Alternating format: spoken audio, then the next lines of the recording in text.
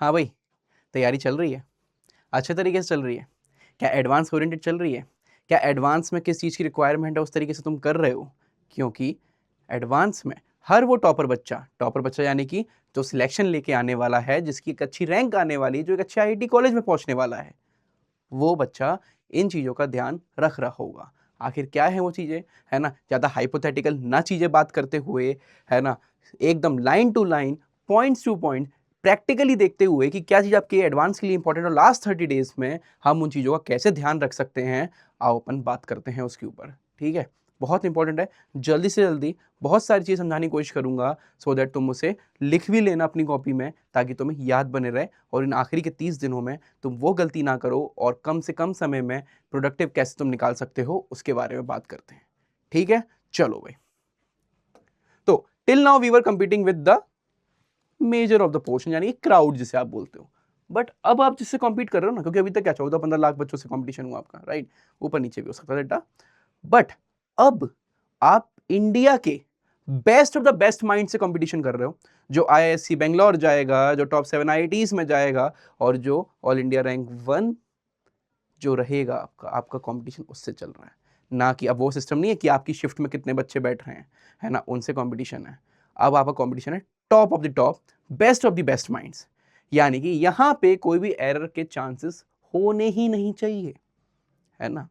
बिल्कुल भी नहीं। यहां आपको ध्यान रखना है कि कैसे आप अपनी मेहनत तो देखो ही देखो, उससे ज्यादा आप किस चीज पे ध्यान दो कि आपका जो कंपटीशन है वो किस मेहनत कैसे कर रहा है ना? अभी आपका रिजल्ट जैसे जेई का आने वाला, आंसर की तो आ चुकी है।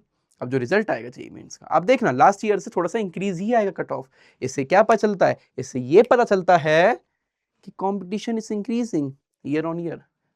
तो आपका जो पढ़ाई का जो स्टेटस है, मेंटल स्टेटस है, उसे भी क्या करना पड़ेगा? इंक्रीज करना पड़ेगा according to current scenario, current trend. अब आप सोचो सर 2015, 2014, 2013 के पीवाईक्यू लगा के ये तो कितने इजी एडवांस से पूछ रखे हैं।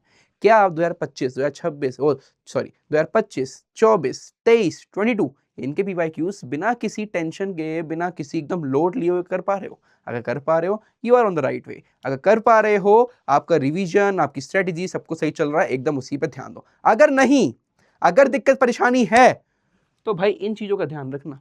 सबसे पहला चीज आता है रिवीजन। रिवीजन यहां मैं तुम्हें तीनों सब्जेक्ट लेके बताऊंगा, फिजिक्स, केमिस्ट्री, मैथ्स। तो रिवीजन में सबसे पहले तुम सुबह जल्दी उठोगे, क्योंकि अब तुम्हारा जो एग्जामिनेशन तुम्हें 6 घंटे बैठना है और जिस टाइमिंग में बैठना है उस टाइम में तुम सबसे ज्यादा अपना प्रोडक्टिव डे रखो, जो कि तुम्हारे टीचर्स भी बोलते आए हैं, जो कि कोई भी तुम्हें जो गाइड करेगा वो बोलते आया है कि जब भी तुम्हारा एग्जाम टाइमिंग जो है उस टाइम में तुम क्या करो, अपना बेसिकली रिवीजन और पढ़ाई और प्रोडक्टिव काम करो। रिवीजन तुम्हारा सबसे पहले सुबह उठते से ही केमिस्ट्री का होना चाहिए, बिकॉज केमिस्ट्री वो पोर्शन है जो कि तुम्हें एक अच्छे मार्क्स लाने में हेल्प करेगा। चाहे तुम में से बहुत से लोग सोच रहे हो कि केमिस्ट्री तो हमारी वीक है, लेकिन बेटा इनऑर्गेनिक, ऑर्गेनिक, फिजिकल, तीनों चीजें वीक नहीं होंगी।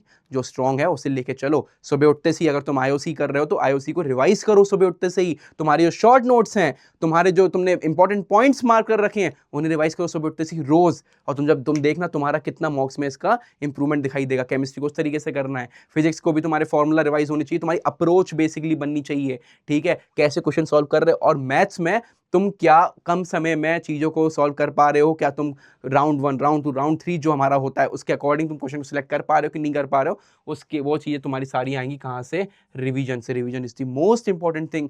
रिवीजन जितनी बार करोगे उतना तुम्हारा स्कोर इंप्रूव होने के चांसेस बढ़ेंगे, जितना कम करोगे उतना तुम्हारा स्कोर डाउन होने के चांस होंगे। ये मत सोचना कि मैं रिवीजन बहुत सारा कर रखा है, जेईई मेंस 1 के लिए कर लिया, 2 के लिए कर लिया, अब एडवांस के लिए सेम करूंगा। बिल्कुल बिना रिवीजन के काम नहीं होने वाला। पता है फिर क्या होगा एग्जाम टाइम में? तुम सोचोगे यार ये मेरे को याद तो है, बस मेरे दिमाग में नहीं आ रहा, मैं लिख नहीं पा रहा एग्जाम प्रेशर की वजह से, और तुम सोचोगे काश थोड़ा और रिवाइज कर लिया होता। समझे? सेकंड चीज है अप्रोच दी क्वेश्चन। भाई अब देखो जेईई मेंस में क्या होता है सिस्टम कि हमें फॉर्मूला पता है हम कर देंगे, नहीं पता तो हम थोड़ा डिराइव कर लेंगे, कर देंगे, बट डिपेंड होना चाहिए कि तुम्हारे पास टाइम है कि नहीं है। यहां तो अप्रोच ही करना है। इसलिए आपसे फिजिक्स की बात करूं तो एडोब लगवाई जाती थी, इसलिए आपसे बात करूं तो पाथफाइंडर लगवाई जाती थी, है ना? इसलिए आपसे अगर बात करूं तो आपके मॉक्स में ऐसे क्वेश्चन दिए जाते थे जो कि आपको सोचने में मजबूर कर दे। डायरेक्ट फॉर्मूला बेस अगर लगाने जाओगे तो क्वेश्चन गलत हो जाएगा। समझ में आया? वो इसी दिन के लिए, आपके एडवांस के लिए। यहां हमारा वो सिस्टम नहीं चलना कि मुझे वो याद है मैं उसे पुट कर दूं ना। यहां आपके 4-5 चैप्टर के कंबाइंड हुए क्वेश्चन बनेंगे। एक भी टॉपिक आपका रिवाइज नहीं होगा या कॉन्सेप्ट रिवाइज नहीं होगा, आप उसे क्वेश्चन कर ही नहीं पाओगे। यानी कि revision is the most important thing. Second, how to approach that question, वो इंपॉर्टेंट है, ठीक है? तीसरा मॉक। अब जब आप रिवीजन कर चुके हो और जब आप अप्रोच कर पा रहे हो क्वेश्चन को, चीजें कर पा रहे हो, तीसरी चीज क्या बच रही है आपकी? तीसरी चीज बच रही है मॉक लगाना। और सिर्फ मॉक से काम नहीं चलने वाला, एनालिसिस उसका बहुत इंपॉर्टेंट है। मॉक दिया, नंबर आपने देखा मेरे 300 का, चलो मॉक दिया आपने, 300 में से आपके नंबर आ गए 140, बाकी के नंबर कहाँ है 160? एनालाइज करोगे नहीं करोगे? बताओ बताओ कि नहीं करोगे, आगे बढ़ जाओगे, फिर अगले टेस्ट में 130 रह गए, अगले टेस्ट में 170 आ गए। भाई वो तो पेपर की डिफिकल्टी लेवल पे डिपेंड करता है ना। और पहली चीज, आपको कंपटीशन कितने नंबर ला रहा है उस पर डिपेंड करेगा कि आपके आईआईटी मिलेगा कि नहीं मिलेगा। हो सकता है आप 100 स्कोर कर रहे हो और पेपर बहुत डिफिकल्ट है, आपको 6 आईआईटी मिल जाए, और आप 100 स्कोर कर रहे हो और पेपर बहुत ईजी, आप कुछ भी ना मिले, है ना, डिपेंडिंग अपॉन आपकी कैटेगरी जनरल है इफ, है ना। तो भाई आपको उस अकॉर्डिंग करना पड़ेगा, प्रैक्टिकल चलना पड़ेगा। तो मॉक का सबसे ज्यादा इंपॉर्टेंट यहाँ पे आ जाएगा टेस्ट एनालिसिस इसका आपका। भाई क्या चीज आपकी स्ट्रांग है, क्या पोर्शन स्ट्रांग है, क्या उस स्ट्रांग वाले पोर्शन में से आप क्वेश्चन को सही कर पा रहे हो या उसमें से भी गलती कर रहे हो, तो आपको देखना पड़ेगा ना। और ये सेल्फ एनालिसिस करना किसी और ऐप पे या जो आपका टेस्ट एनालिसिस आता है, टेस्ट आप देते हो, उस पर डिपेंड मत करो, रिलाय मत करो, खुद के टेस्ट एनालिसिस पर डिपेंड करो। समझ रहे हो? हर बच्चा अलग होता है, हर बच्चे का एनालिसिस अलग होता है, हर बच्चे का सॉल्व करने का तरीका अलग होता है ना, लेकिन नंबर सबके सेम, उसी में से काउंट होंगे। ठीक है, ध्यान रखना। अब आया था हमारा पीवाईक्यूज वाला पार्ट। भाई बहुत से बच्चे ऐसे हैं जिन्होंने सिर्फ जेई मेन सी चीजें कर रखी थी, बट उन कंसेप्चुअली बहुत स्ट्रांग है। सबसे पहले पीवाईक्यूज लगाओ और बैक से लगाओ 2026, 2025, 24, 23, 22, 21, 20। अगर ये वाला लगा पाओगे ना अच्छे तरीके से, कॉन्फिडेंस इतना बूस्ट होगा, आपको लगेगा 26 भी फोड़ पाऊंगा, है ना। 2010, 11, 12, 13 इनके पीवाईक्यूज पे इतना फोकस मत करना। तब के लेवल में आपके लेवल में जमीन आसमान का अंतर है। तब के टाइम में देखना जेई मेंस में जनरल कैटेगरी में कितनी परसेंटाइल पे कट ऑफ निकलता था, और अब देख लो तुम पिछले 5 साल में देख लो जेई जनरल में कितना कट ऑफ एकदम ड्रास्टिकली इंप्रूव हुआ है। इस बार भी हम एवरेज 94-95 परसेंटाइल मांगे चल रहे हैं ना, तो फिर कंपटीशन इंक्रीज हो रहा है, यानी बच्चों का दिमाग इंक्रीज हो रहा है, तो क्वेश्चन भी अच्छे बनेंगे, अच्छे लेवल के। तो क्या तुम उस अच्छे लेवल क्वेश्चन को अप्रोच कर पा रहे हो? और सूडो कॉन्फिडेंस मत रहना कि पुराने क्वेश्चन लगा के कि भैया मैं कर पा रहा हूँ। अगर तुम प्रीवियस ईयर जो मॉक, अगर प्रीवियस ईयर क्वेश्चंस को यानी कि 2025 का पेपर लगाने बैठ जाओ, है ना, पूरा मॉक में लगाने बैठ जाओ, तो एटलीस्ट 60-70% लाने की सोचना। और इससे कम आ रहा है तो खुश मत होना, बिकॉज वो तुम्हें पिछले साल का पेपर लगा रहे हो, है ना। वो तुमने क्वेश्चन, तुम्हारे एजुकेटर ने, तुम्हारे टीचर ने कहीं ना कहीं वो तुम्हें क्वेश्चन करवा रखा होगा। समझ में आ रहा है? उस चीज का ध्यान रखना बिल्कुल। ठीक है, ये तो तुम्हें ध्यान से करने ही करना है लास्ट के 30 डेज में।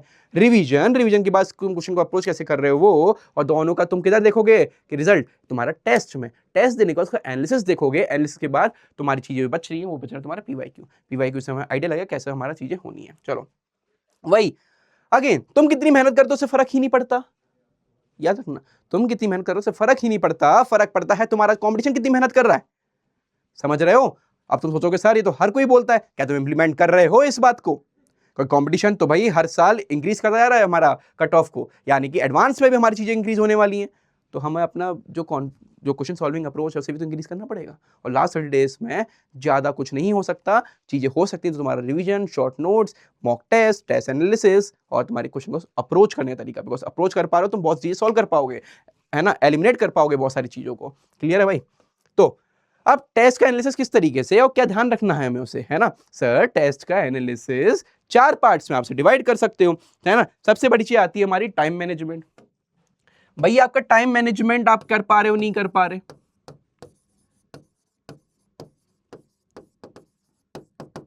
ठीक है भाई, टाइम मैनेजमेंट हो रहा है कि नहीं हो रहा है? भैया आप अगर मानो केमिस्ट्री करने बैठे, पहले में आप केमिस्ट्री में दिमाग लगा दिया पूरा, वही फिजिक्स मैथ्स में कम टाइम बचा, आप चाहते हो भी, मतलब आता है आपको चीज, लेकिन आप सॉल्व भी नहीं कर पा रहे हो। इस पर ध्यान दो, कैसे इंप्रूव होगा? मॉक से इंप्रूव होगा, है ना। सिली मिस्टेक्स कितनी कर रहे हो आप? सिली मिस्टेक कैसे निकालोगे आप? सिली मिस्टेक्स कैसे निकालोगे? आप निकालोगे बेटा ऐसे एनालिसिस करके, यार ये मेरे को आता था, मैंने 20 ऑप्शन टिक कर रहा था, बट वो सी का ऑप्शन टिक हो गया, या 4 में से 3 ऑप्शन सही थे, 2 ऑप्शन लगा दिए, तीसरे वाले को मैंने यार ध्यान से देखा नहीं, मेरा ही हो गया। तो सिली मिस्टेक आप खुद ही तो पता करोगे, और सिली मिस्टेक से इतना स्कोर इंप्रूव होता है। तुम भी बहुत से बच्चे जानते होंगे जिन्होंने मॉक को अच्छे से लिया है, सीरियसली लिया है अपने 2 या 3 साल की जर्नी में। क्लियर? अब आपका टेस्ट एनालिसिस हो गया, अब आपका सिली मिस्टेक्स हो गया, है ना। अब क्या भाई? सब्जेक्ट वाइज मैनेजमेंट, है ना। सब्जेक्ट वाइज मैनेजमेंट बहुत इंपॉर्टेंट है। आपको पता होना चाहिए एक्चुअल एडवांस देने से पहले कि मैं केमिस्ट्री को इतना टाइम अलॉट करूंगा, फिजिक्स को इतना टाइम अलॉट करूंगा, मैथ्स को इतना टाइम अलॉट करूंगा। और वो चीज ऐसे नहीं होती कि मैं बस अंधों में तीर मार लिया कि हाँ भाई इतना टाइम से केमिस्ट्री को दिया, फिजिक्स को दिया, मैथ्स को दिया ना। एटलीस्ट मॉक आपके होने चाहिए, 8-10 मॉक तो अभी भी लगा लो, उसका एनालिसिस कर लो, है ना। अगर तुमने पहले, तुम अच्छी बात तुम पहले से लगाते आ रहे हो, तो एटलीस्ट तुम्हारे को जितनी रिक्वायरमेंट लग रही है उसके अकॉर्डिंग लगाओ, तुम समझ रहे हो। और फिर देखो कि केमिस्ट्री को मैं एवरेज इतने टाइम में सॉल्व कर पा रहा हूँ, यानी चलो 3-4 मिनट एक्स्ट्रा दे दिए मैंने इतना, देन फिजिक्स को दे दिया, देन मैथ्स को दे दिया। इस तरीके से टाइम अलॉट करो सब्जेक्ट को, है ना। ये टाइम मैनेजमेंट ये वाला अलग है, ये वाला अलग है, ये सब्जेक्ट मैनेजमेंट है भाई। सब्जेक्ट को भी तो मैनेज करना है। एक बिलो द मार्क एक कट ऑफ भी तो रहता है सब्जेक्ट का, ठीक है। बहुत से बच्चे ऐसे होते हैं जो आईआईटी कानपुर, आईआईटी दिल्ली में होते, लेकिन एक सब्जेक्ट की वजह से कट ऑफ ही नहीं निकाल पाए, और बेचारे एनआईटी में है, कुछ तो एनआईटी में भी नहीं पहुंच पाए, बिकॉज उनकी तैयारी ही एडवांस ओरिएंटेड हुई थी और मेंस ओरिएंटेड उन्होंने उतना ध्यान नहीं दिया था। बहुत सारी चीजें होती हैं यार, समझ पा रहे हो। सब्जेक्ट वाइज मैनेजमेंट में भी तुम्हें समझ में आना चाहिए। और लास्ट बट नॉट लीस्ट, तुम्हें इसमें ध्यान देना है एनालिसिस में, how you can increase your score, है ना। ये पूरा पॉइंट तुम पे लाई करता है कि तुम्हारे दिमाग में आना चाहिए यार, ये वाला पार्ट मैंने अच्छे स्ट्रॉन्ग कर रखे हैं, इनमें मेरी गलतियां कम हो रही हैं। जो मीडियम स्ट्रॉन्ग कर रखा है, जो मीडियम तरीके से पढ़ रखा है मैंने, इस थोड़ा और मेहनत कर दूं, मैं 2 या 3 दिन लगा दूं, ये भी मेरे स्ट्रॉन्ग पोर्शन में आ जाएगा, यानी कि बहुत ज्यादा चांस हो जाएंगे कि मैं इसमें भी स्कोर इंप्रूव कर सकूं। समझ रहे हो, समझ रहे हो। तो इसका ध्यान रखना भाई, टेस्ट एनालिसिस क्यों इंपॉर्टेंट है, किस लिए इंपॉर्टेंट है, शायद अब मुझे दोबारा इसमें बोलने की जरूरत ना पड़े, अब मुझे इस चीज को, है ना, बताने जताने की कोई भी जरूरत ना पड़े। क्लियर हो रहा है भाई। अब आ जाओ एक बार अपन चेक कर लेते हैं केमिस्ट्री में कौन से इंपॉर्टेंट टॉपिक्स हैं, है ना, जो तुम्हारे स्ट्रॉन्ग पोर्शन में होना ही चाहिए, जिनका स्कोर अच्छा खासा, है ना, जेई पूछता आया अभी तक का एनालिसिस में। जैसे पार्ट ए मान लेता हूं, ये पूरा जो तुम्हें दिखाई दे रहा है, ये तो तुम कैसे भी नहीं छोड़ सकते। एक एक चीज इंपॉर्टेंट है, डी एफ ब्लॉक, है ना, तुम्हारा पी ब्लॉक की इनऑर्गेनिक रिवीजन बोल रहा हूँ तुमसे मैं, क्यों बोल रहा हूँ। सुबह उठते ही तुमने एनसीईआरटी के शॉर्ट नोट्स बना रखे हैं, तुम्हारे एजुकेटर के जो तुमने बना रखे शॉर्ट नोट्स, तुम्हारे खुद के शॉर्ट नोट्स बनाए हुए, किसी और के डाउनलोड करे हुए नहीं, है ना। ये तो रिवाइज होना ही चाहिए, सारे बहुत इंपॉर्टेंट है। बॉन्डिंग, है ना, कोऑर्डिनेशन जरूर होगा लो, है ना, इनसे इतने क्वेश्चन बनते हैं। अगर तुमने ये स्ट्रॉन्ग क्वेश्चन रख लिया तुम्हारा केमिस्ट्री का, तो कट ऑफ तो ऐसे निकल गया। अगर इफ तुम्हें केमिस्ट्री कट ऑफ निकालने में भी दिक्कत परेशानी आ रही है, बी पार्ट में तुम्हें ये रखना है, ठीक है, एकदम स्ट्रॉन्ग करो इन्हें। ए भी है तो बहुत अच्छी बात है, और इन्हें करो इन्हें पूरा। अगर ले दे के ये सी वाला पार्ट जो तुम्हें दिखाई दे रहा है ना, अगर तुमने इतना अच्छे से कर रखा है, तो काफी हद तक ये चीजें भी तुम कर पा रहे होगे। जैसे कार्बोक्सिलिक एसिड दिखाई दे रहा है, एल्डिहाइड कीटोन दिखाई दे रहा है ना, अब तुम्हारे यहाँ अमीन दिखाई दे रहे हैं। अगर तुमने अमीन कर रखा है, तुम्हारे कार्बोक्सिलिक एसिड डेरिवेटिव, है ना, यहाँ पे थोड़ा सा देखो एक बार तुमने अगर ये चीजें कर रखी है, तो ये वाला भी तुम्हारा हो ही जाएगा। जीओसी जो पोर्शन है, भले उसे क्वेश्चन कम आ रहा है, लेकिन जीओसी यूज तो पूरी ऑर्गेनिक में हो रहा है, समझ रहे हो। तो अगर तुमने 2 पोर्शन अच्छे से कर रखे हैं, तीसरे वाले पार्ट को थोड़ा तुम लाइट भी रख सकते हो, बिकॉज फिजिक्स और मैथमेटिक्स भी है। तो उस तरीके से अप्रोच बनाओ अपनी, इनको मत छोड़ो, इन्हें पूरा करो, और इन वाले को तुम देखो कि तुम कितना पार्ट इसमें से एक्सट्रैक्ट कर सकते हो, है ना। सिमिलरली फिजिक्स में अगर तुम्हें ध्यान दूं, again part A, part B, part C, है ना, ए वाले को बिल्कुल नहीं छोड़ना, सी वाले को कंप्लीट करना है जैसे तैसे करके, और बी वाले को कंप्लीट करना है जैसे तैसे करके, सी वाले को अगर रह पा रहा है तो करो, नहीं तो इन पे पूरी अपनी एनर्जी लगा दो। युद्ध में अगर हम जाते हैं, हम जिसमें सबसे ज्यादा स्ट्रांग होते हैं, हम उस पे बाजी लड़ते हैं, ना कि जिसमें वीक होते हैं उस पे। समझ में आया। Focus on your strong zone, ठीक है। इलेक्ट्रोस्टैटिक्स भाई कैसे भी नहीं छोड़ सकते, ये पूरा पार्ट तुम्हें दिखाई दे। ग्रेविटेशन, इलेक्ट्रोस्टैटिक्स भाई सिमिलर ही तो है, थोड़ा पोर्शन ही तो अलग आ जाता है, एक्सके वेलोसिटी और सैटेलाइट्स वाला पोर्शन, समझ में आया, और थोड़ा बहुत डिफरेंस आता है। एसएचएम अगर तुम्हें आता है अच्छे तरीके से, यानी तुम्हें पूरी मैकेनिक्स आती है एक तरीके से, क्योंकि एसएचएम क्या है, मैकेनिक्स के ऊपर चेरी ऑन द केक है, ठीक है, उस तरीके से तुम करो। अब यहाँ वाला पोर्शन भी तुम्हें करना ही है, बिकॉज छोड़ नहीं सकते। तो जितना ज्यादा तुम अपना बैगेज लेके जाओगे, जितना स्ट्रॉन्ग पोर्शन लेके जाओगे, उतना चांस है तुम अपना किल करके आओ एग्जाम में। अगर तुम पढ़ के ही कम जाओगे और कम में ही तुम अच्छा करके जाओगे, लेकिन जरूरी नहीं ना तुम स्कोर तक ही पहुंच जाओ। समझ पा रहे हो। सेम तुम्हारा मैथ्स में आता है। मैथ्स में भाई वेक्टर अलजेब्रा भैया बच्चे बहुत कम छोड़ के जाते हैं, यानी कि इस पे तुम्हारे क्वेश्चन एकदम सही होने चाहिए। फंक्शन वाला पार्ट, अगर फंक्शन हमें आता है बेसिकली, अगर तुम्हें क्या कहते हैं, कैलकुलस वाला पोर्शन तुम्हारा अच्छा है, यानी कि फंक्शन तुमने कर रखा है अच्छे तरीके से, उसका बेस है एक तरीके से, समझ में आ रहा है ना। तुम्हारा डेफिनेट इंटीग्रेशन, एओडी वाला पार्ट, मैट्रिसेस, डिटर्मिनेंट तुम्हारा, है ना, प्रोबेबिलिटी, बेसिकली अलजेब्रा वाला पार्ट अच्छे तरीके से, एरिया अंडर द कर्व तुम देखो, है ना। अब यहाँ पे तुम्हारा बाइनोमियल आ गया, 3D, ये पूरा पार्ट आ गया। सेम जैसे मैं तुम्हें उसमें बताया, कैसे में केमिस्ट्री में, फिजिक्स में, वैसे मैथमेटिक्स में चीज़ें फॉलो होती हैं। तो इस तरीके से करो भाई, स्ट्रेटेजी बनाओ, चीज़ें लिखो, लिख के एनालाइज करो। हवा में नहीं होंगी चीज़ें, याद रखना कि मैं ये कर लूंगा वो करो ना, ना भाई ना, लिख के एनालाइज करो, सेल्फ एनालाइज करो। मैं जो स्ट्रेटेजी बता रहा हूं, मैं सबके लिए बता रहा हूं, यानी कि जनरलाइज बता रहा हूं। किसी एक पर्टिकुलर बच्चे के लिए उसे खुद को एनालाइज करना पड़ेगा किस तरीके से उसे टारगेट करनी चाहिए, क्योंकि उसे पता है उसका स्ट्रॉन्ग जोन क्या है, उसका वीक जोन क्या है। समझ में आया? तो अपने से बनाओ एनालिसिस, एडवांस है, मजाक नहीं है। क्लियर? आगे बढ़ते हैं। जेई मेन तुमने अभी तक दिया, तुमने जेई मेन में स्कोर करा, सब अच्छा गया, बहुत बढ़िया गया। वो एक T20 गेम था, हुआ खत्म। एडवांस तुम्हारा पूरे दिन ले लेगा। एग्जाम सेंटर तक जाने का 1 घंटा, फिर पेपर में तुम पहले पहुंचोगे उसका 1 घंटा, 2 घंटे, 3 घंटे पेपर के, है ना, 5 घंटे ये हो गए, बीच में तुम्हें गैप मिल रहा है 1-1.5 घंटा, है ना, तो 6, 7, 8 और फिर तुम 3 घंटे, पूरे 10 घंटे, 8-10 घंटे की तुम्हारी ये क्या है, मैराथन है। समझ रहे हो? यहां तुम्हारा अगर पेपर 1 खराब चला गया, तुम्हें अपने आप को वो करना है कि जागो भाई जागो, क्या हो गया, एक पहला पेपर थोड़ा नीचे चला गया तो क्या हुआ, दूसरे पेपर में आग लगा देंगे, झंडे गाड़ देंगे। ये तुम्हें खुद को मोटिवेशन लाना पड़े, कोई मोटिवेशन लेके नहीं आएगा। तुम्हारे पेरेंट्स भी साथ में होंगे, वो भी तुमसे कहेंगे, अगर तुम्हारा पहला अगर कम भी अच्छा चल रहा है तो ये बोले कोई बात नहीं बेटा, आराम से कर, आराम से कर। लेकिन तुम्हारे अंदर आग होनी चाहिए कि कोई नहीं, पहला वाला नीचे डाउन गया है तो मैं दूसरा वाला अच्छे से करूंगा। कॉन्फिडेंस दिखना नहीं चाहिए तुम्हारी शक्ल पे तुम्हारा कम हो रहा है, बिकॉज अगर कॉन्फिडेंस का ही खेल है ज्यादा, या तुमने तैयारी अनटिल एंड अनलेस तुमने तैयारी कर रखी है ना। उनको नहीं बोला जो तैयारी नहीं करी और पेपर देने पहुंच गए ना भाई, उनसे बोल रहा हूँ जिन्होंने तैयारी कर रखी है, कॉन्फिडेंस डाउन हो रहा है फर्स्ट के बाद, सोचो यही सोचना कि सबका ही ऐसे ही गया होगा, है ना। ज्यादा लोगों से बातें मत करना उस टाइम पे, अपने पे ध्यान देना, है ना, और बस ये सोचना आराम से थोड़ा नैप लेना, एक पावर नैप, और सीधे अगले 3 घंटे में फिर युद्ध में पहुंच जाना और झंडे गाड़ के आना। ठीक है? अपने आप पे भरोसा रखना, क्योंकि जब अगर तुम अपने आप पे भरोसा रखोगे तभी दुनिया तुम पे भरोसा रखेगी। अगर तुम पे ही नहीं, तुम खुद ही अपने आप पे भरोसा नहीं रखोगे, दुनिया कैसे रखेगी? याद रखना, तुम्हारा गेम है ये। ठीक है? तुम्हारा गेम है ये। की 1 subject strong, physics, chemistry, maths. तुम्हें लगता है कि मेरा फिजिक्स स्ट्रॉन्ग है, खींच डालो उसे, है ना। उसके बाद, है ना, तो इंपॉर्टेंट क्वेश्चन से नोट्स बनाओ भाई। क्वेश्चंस तुमने सॉल्व करे होंगे, तुम देखोगे यार इसमें एक कॉन्सेप्ट बहुत बढ़िया है। At the end concept is the king, concept ही तो काम आने वाला है। कोई तुमने क्वेश्चन रटा है या तुमने सॉल्व कर रखा है, वो डायरेक्ट उठ के आएगा नहीं, आएगा भी तो कॉन्सेप्ट उठ के आएगा उसका। तो क्वेश्चन से नोट्स बनाओ कि यार इस क्वेश्चन में ये चीज अच्छी थी, है ना। बेसिकली इलेक्ट्रोस्टैटिक्स में से क्वेश्चन आता है रूडोव वाला, तुमने देखा हो कि इस तरफ पूरे पॉजिटिव चार्ज से जुड़े हैं, इस तरफ नेगेटिव चार्ज से जुड़े हैं। यानी कि ASTC वाला रूल से अगर हम देखेंगे तो यहाँ पे हमारा कॉस्ट जो वेरी करेगा, तो first, second, third, fourth quadrant अलग वेरी करेगा, तो वहां पे क्वेश्चन बन जाता है भाई। समझ में आया?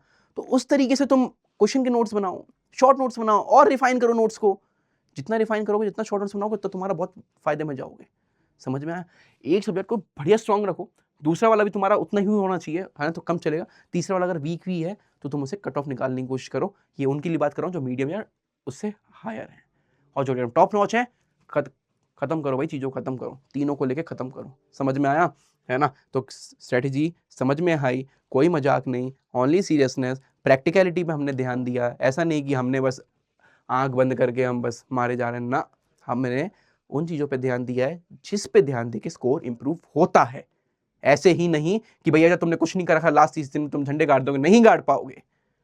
अगर नहीं कर रखा तो इन चीजों पे ध्यान दो, इन चीजों को करो जैसे ऐसे कर सकते हो, क्योंकि सिर्फ 30 डेज बचे हैं। 30 डेज कुछ भी टाइम नहीं होता, ध्यान रखना इस बात पे।